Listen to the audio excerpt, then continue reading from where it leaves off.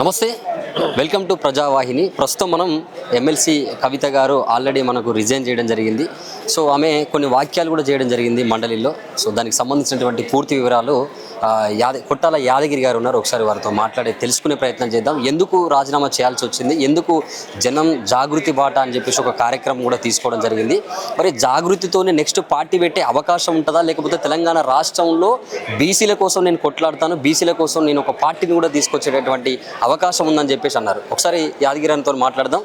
అంటే రాష్ట్ర ఉపాధ్యక్షులు తెలంగాణ జాగృతికి సంబంధించి అన్న చెప్పండి, ఎట్లా ఉండొచ్చు? ఇప్పుడు కవిత గారు ఆల్రెడీ మండలిలో కూడా శాసన మండలిలో కన్నీరు కూడా కార్చడం జరిగింది. సో మరి బీఆర్ఎస్ పార్టీ నన్ను మోసం చేసింది, నన్ను కుట్రపూరితంగానే నన్ను చాలా ఇబ్బందులు పెట్టిందని చెప్పేసి కూడా వాక్యాలు చేయడం జరిగింది. దీన్ని ఎట్లా చూడొచ్చు? ఖచ్చితంగా ఈ రాష్ట్రంలో ఇంకొక పార్టీకి స్కోప్ అయితే ఉంది, అది ప్రతి ఒక్కరికి తెలిసిన విషయమే. అవును, ఆమెకు జరిగిన కవితక్క గారికి జరిగిన అవమానాల గురించి చెప్పింది. అప్పుడు చెప్పినట్టయితే నిజంగా పిలుచుకొని మాట్లాడింటే బాగుండేది.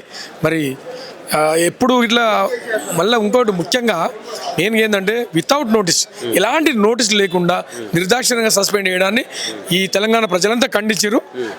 నిజంగా ఆమె ఏమన్నది, ఈ నైతిక విలువలు లేనటువంటి పార్టీలో ఇట్లా నేను ఉండలేనని చెప్పేసి, నాకు ఈ పార్టీ ద్వారా వచ్చినటువంటి ఎమ్మెల్సీ ఇట్లా నాకు వద్దు అని చెప్పేసి మరి ఆమె రిజైన్ చేయడం జరిగింది. నిజంగా ఆమెను చూసి వేరే నాయకులు ఇట్లా నేర్చుకోవాలి. ఎందుకంటే ఒక పార్టీలో గెలిచి ఇంకో పార్టీలో కొనసాగడం అంటే కరెక్ట్ కాదు. ఆ పార్టీ ద్వారా వచ్చిన పదవి కాబట్టి వదిలేసుకుంటున్నా అని చెప్పేసి రిజైన్ చేయడం జరిగింది. కారణాలు ఇట్లా చెప్పడం జరిగింది నా కౌన్సిల్లో. ఇంకొకటి ఏంటంటే ప్రధానంగా అక్కడ జరిగినటువంటి శాసన మండలిలో దాదాపు కవిత గారికి ఒక గంట సేపు తన కుటుంబానికి సంబంధించినటువంటి పర్సనల్ విషయాల మీద డిస్కషన్ చేయడం వల్ల అక్కడ అంత అవకాశం ఇవ్వద్దు కదా, ఎట్లిచ్చిరు? ప్రధానంగా చూసుకున్నట్టయితే మరి పార్టీ పెట్టి అవకాశం ఉంటే ఆమె ఎమ్మెల్సీకి రాజీనామా చేసి బయటికి వచ్చి పార్టీ పెట్టి ప్రజల్లో పోయిన తర్వాత పార్టీతోనే ఆమె గెలిచి వచ్చిన తర్వాత ఆ మాటలు మాట్లాడితే బాగుండు. మరి కుటుంబానికి సంబంధించినటువంటి విషయాలు అక్కడ చర్చించొద్దు కదా అని చెప్పేసి పబ్లిక్లో టాక్. ఎట్లా చూడొచ్చు? అంటే ఆ ఎమ్మెల్సీగా రీజన్ చేసినప్పుడు రీజన్ యాక్సెప్ట్ చేయలేదు కాబట్టి ఎందుకు రీజన్ చేస్తున్న కారణాలు చెప్పింది. ఆ కారణాలకు మరి చైర్మన్ గారు మరి విన్నారు కాబట్టి ఆయనకి న్యాయమైన కారణాలు అనిపించినాయి కాబట్టి వినడం జరిగింది. అందులో చైర్మన్ గారు ఇష్టం కదా అది. ఇప్పుడు జనం జాగృతి బాట అని చెప్పేసి ఒక కార్యక్రమం కూడా తీసుకున్నాం. సో చాలా రోజుల గురించి మేము కూడా చూసినాం. సో గ్రౌండ్లో కూడా తిరుగుతూ ఉన్నారు. సో ఎట్లా ఉంది, ప్రజల ఆదరణ ఉన్నదా? అంటే ఖచ్చితంగా పార్టీ పెడుతుంది కవితక్క అని చెప్పేసి ప్రజల్లోకి ఉన్నదా? అంటే బలంగా పోయి అవకాశం ఉన్నది? ఒకవేళ పార్టీ పెడితే ప్రజలు దాన్ని స్వాగతిస్తారా? ఎట్లా చూడవచ్చు? జాగృతి జనం బాట కార్యక్రమాన్ని అక్టోబర్ 25 తారీఖు నాడు మరి మొదలు పెట్టడం జరిగింది. మరి అద్భుతమైన స్పందన వస్తుంది ఈ రాష్ట్రంలో.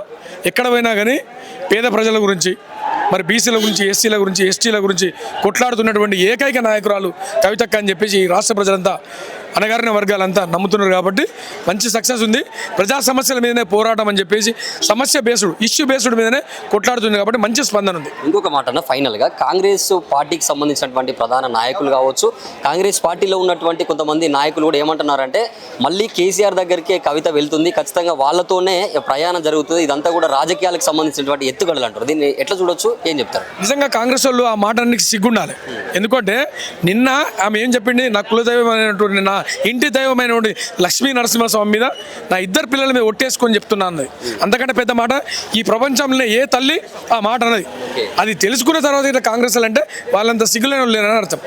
అంటే ఫైనల్గా పార్టీతోనే ముందుకు వచ్చే అవకాశం, అంటే నేను ఇప్పుడు ఒంటరిగా వెళ్తున్నా కానీ ఖచ్చితంగా నేను ఒక్కదాన్ని పోతున్నా, శక్తిగా మారుస్తా అని చెప్పేసి మండలిలో చెప్పడం జరిగింది. సో దీన్ని ఖచ్చితంగా పార్టీతోనే గెలుచుకొని అసెంబ్లీలో నేను అడుగు పెడతా అనే ఒక మాట ఉన్నది కదా, దాన్ని ఎట్లా చూడొచ్చు? నిజంగానే ఆ బలం ఉన్నదా? ఒక వ్యక్తిగా పోతున్నా మళ్ళీ మరో శక్తిగా, రాజకీయ శక్తిగా ఈ కౌన్సిల్లో కానీ శాసనసభలో కానీ అడుగు పెడతానన్నది ఖచ్చితంగా అది జరిగేది. మరో జయలలిత లాగా, మరో మమతా బెనర్జీ లాగా ఈ రాష్ట్రానికి కవితక్క కాబోతుందన్న దాంట్లో ఎలాంటి సందేశం లేదు. ఈ రాష్ట్రంలో ఒక పార్టీ అవసరం ఎంతైనా ఉంది. ఈ పార్టీ ఎందుకంటే చాలాసార్లు చెప్పింది కవితక్క గారు, తెలంగాణ భౌగోళిక తెలంగాణ సాధించుకోగలం కానీ సామాజిక తెలంగాణ రాలేదు.